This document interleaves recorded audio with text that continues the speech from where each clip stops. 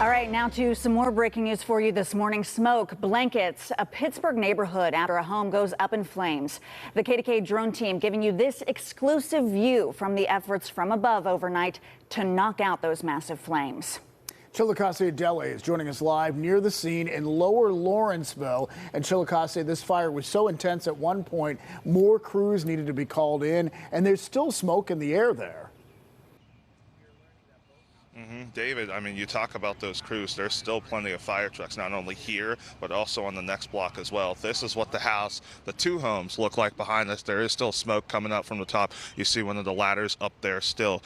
Here's what we know so far. The fire started just after 12:30 this morning. This is on Ligonier Street. It's between 34th Street and Penn Avenue. Spring Way is right around here. If you're familiar with this area, public safety says two people were taken to the hospital to get checked, a mother and son. The mother was treated for smoke inhalation. The son ended up with serious burns to his face and hands after he jumped from the roof to a neighboring building. Firefighters had to use a ladder truck to get him, and public safety says they also had to make a mayday call. Firefighters were in the adjacent structure that received damage, and a floor collapsed, and they went from the second to the first floor.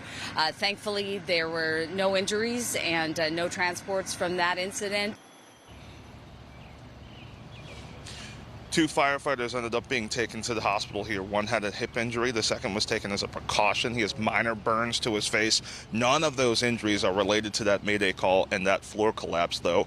By the way, the Red Cross is assisting those that were displaced by this fire. Public safety believes that it's just that mother and son at this point in time. Fire investigators are trying to figure out what started all of this. David, Erica.